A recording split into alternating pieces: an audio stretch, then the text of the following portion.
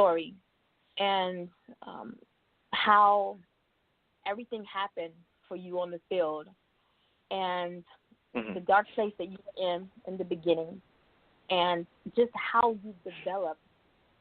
And I want to say how you've overcome. Just, I don't know, just like opened my heart up even more for you. And I was just like, yes, you know, he's got you on the show, you know, because I want to know, you know, I know that you decided to have other poets, you know, in your book. You had the competition, and you opened it up for other poets who may be going through trials, personal trials, or, you know, of their own, or have the passion for poetry. And I feel like that the outlet is so good. And as I was explaining to my daughter, you know, just I watched the emotions, you know, in her face and her whole body language just changed. You know, it was just a very touching moment. But just wow. I know that you said that your sister reintroduced you to poetry. So when did your passion for poetry, when did that all develop? So when I was, I don't know, I had to be like real young. My mom actually bought me a book, and this book was like it was a nursery rhyme book, and it had, you know, like illustrations of like black people, you know, in these nursery rhymes, and it was actually one of the first books that I've seen with black faces, and it was, you know, saying all the classic, you know, Jack and Jill, all that stuff, you know. But that book just really kind of opened up like nursery rhymes and poetry and stuff into my life. And but like back then I wasn't even thinking about it. I, you know, was too focused on like sports and games and running around and just doing what I wanted to do. I never really focused on that talent that I have, you know, which was writing. And so I basically just went on and, you know, did what I did with sports until that day. You know, I was on the football field and it was like a random, weird freak accident kind of play. It wasn't like an impact or anything. I chased this guy down. We both kind of fell to the side, and I didn't get back up. So, you know, at that point in time, I had to pretty much refocus what my ultimate goal was, and you know, and how I actually express myself. Because back then, I didn't express myself through writing. I always knew that I could write. Like I never did bad on any papers or anything like that. But that I wasn't using that as a form of letting anybody know who I was. You know. You wanted to know who I was, you know, see me on the football field, you know, or something, you know. But so whenever I got hurt, you know, I was basically stuck. I was stuck in a wheelchair, you know, and at that time, you know, I mean, when I say I was paralyzed, like quadriplegic, I was not able to move anything.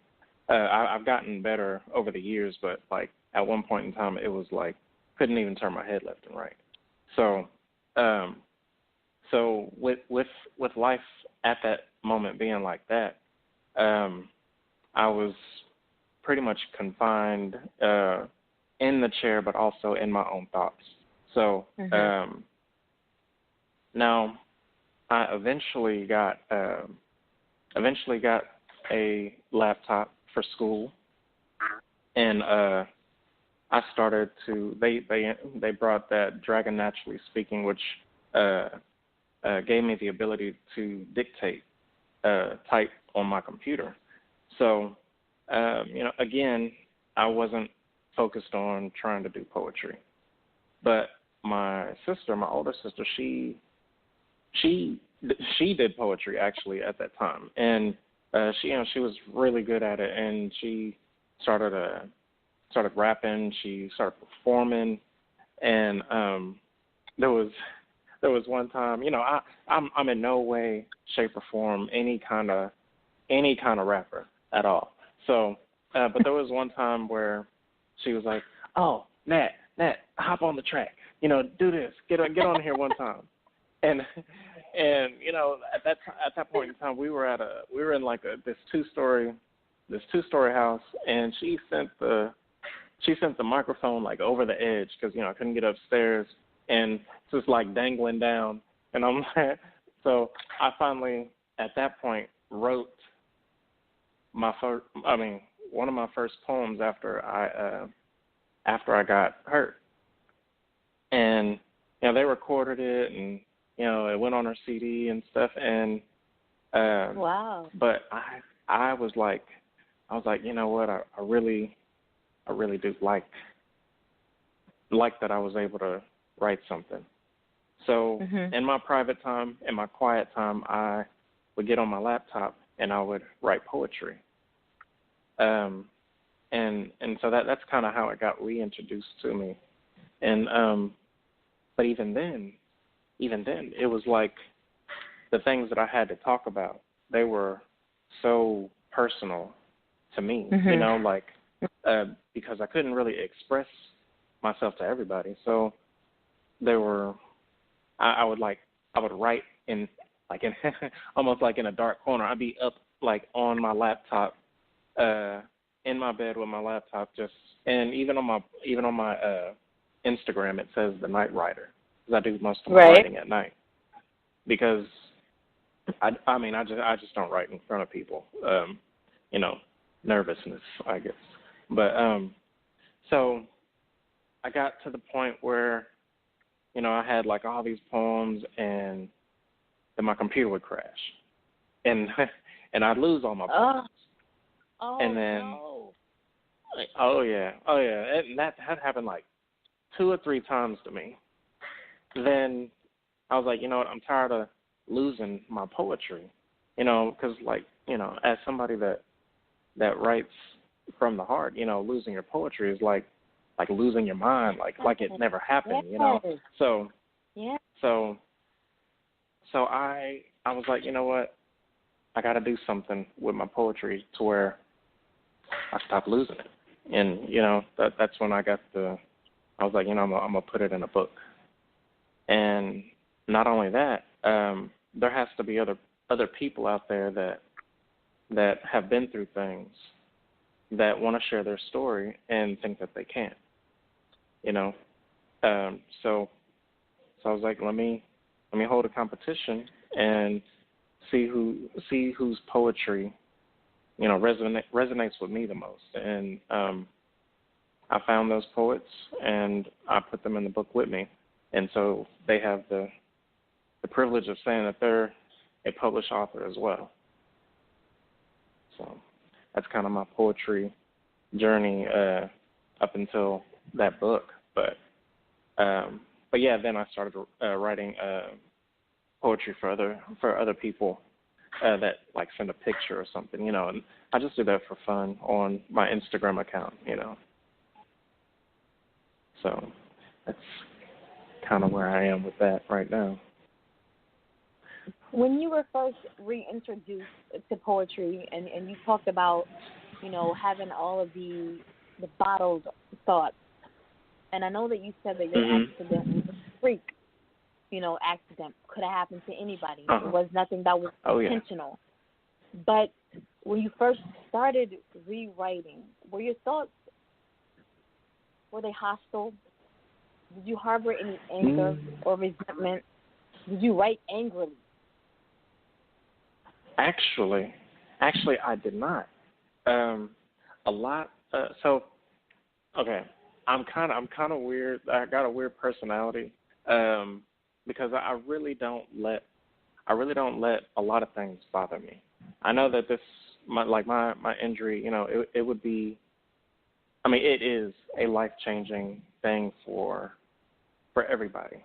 For anybody that would have to deal with something like that, and not just with me, but people that are with me on a regular basis. It changes my life and every life around me, but it doesn't change who I am, and I never let that stop me from pursuing any goals or anything. I knew that I wanted to go to college, so I went to college.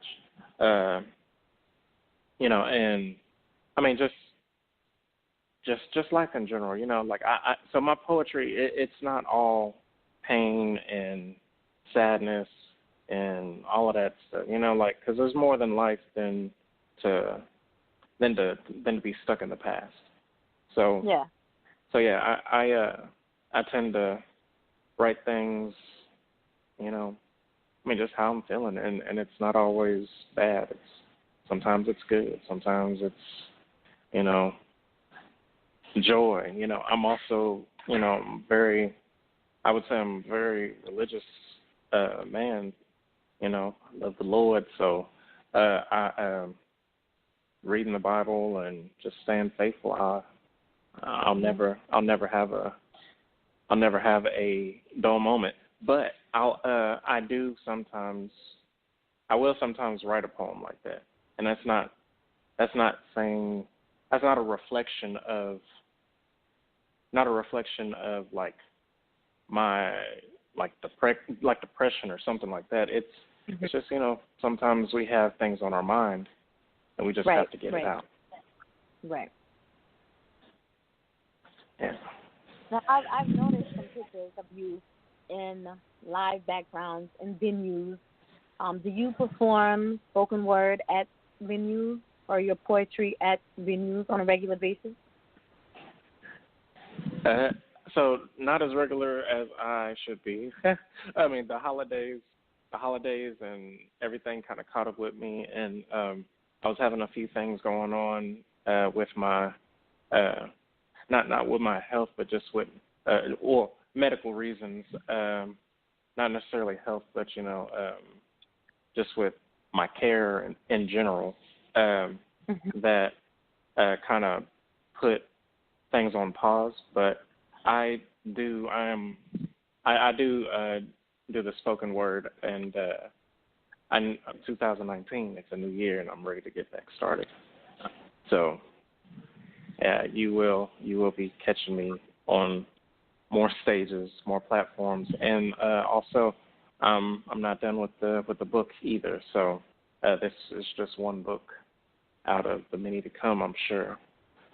I'm sure. What's it like to perform at the different venues? Performing, it could be pretty nerve-wracking sometimes, but other times, man, it's such a rush. Like so before I was used to performing on a football field, right? And there's nothing greater than like really like laying into somebody, like hitting them hard, right? And then they go down, and the crowd is just like, oh, you know, like yeah, you know, like that's when you know you did your job, right? So now with poetry, it's kind of, or with spoken word, it's kind of the same because you get out there, like, and they'll introduce you, and at first you feel like a boxer. You're going on to your stage, and you're like, I'm ready, let's go, let's do this, you know. And you get out there, and it's all about your performance, just like on a football field. You're performing for the crowd. So, man, nothing is better when you get out there and you say a couple lines, and you hear people like, oh, okay, all right, oh, yeah. You know, you hear the snaps, and then it's like you finish, and then the people stand up and they're clapping, and that's you winning the game. That's you making that hit on somebody. So up on the stage, it could be the best thing, or you know, if you're not prepared, you could get on stage and take that L. so but it's cool. I like it. How would you describe your delivery when you're performing? My delivery. So this is one thing, because I know that I know I need to work on a few things. My delivery definitely isn't perfect. I've always been like pretty monotone. You know, I'm from Texas. I'm from